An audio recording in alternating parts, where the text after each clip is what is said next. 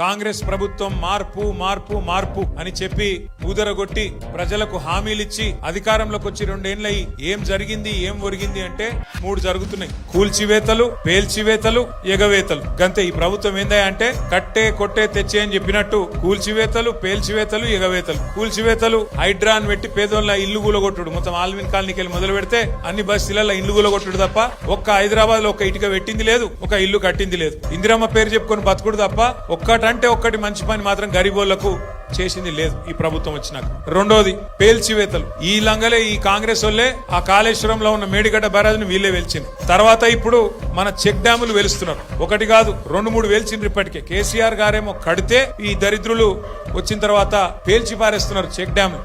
ఇక మా వెంకటేశ్వర రెడ్డి గారు ఇక్కడ ఉన్నాడు. ఆయన ఒక్క కాన్స్టిట్యున్సీలనే కేసీఆర్ గారు దేవరకద్ర, మహబూబ్ నగర్, వెనుకబాట నియోజకవర్గం అని చెప్పి పెద్ద ఎత్తున 36 చెక్ డ్యాంలు కట్టించిండు. వీళ్ళ ముఖాలకు కాంగ్రెస్ వాళ్ళు వచ్చినాక ఒక చెరువు కట్టింది లేదు, ఒక చెక్ డ్యామ్ కట్టింది లేదు, ఒక ఇటుక పెట్టింది లేదు. కానీ ఉన్న చెక్ డ్యాంలను ఇవాళ బాంబులు పెట్టి పేల్చేస్తున్నారు.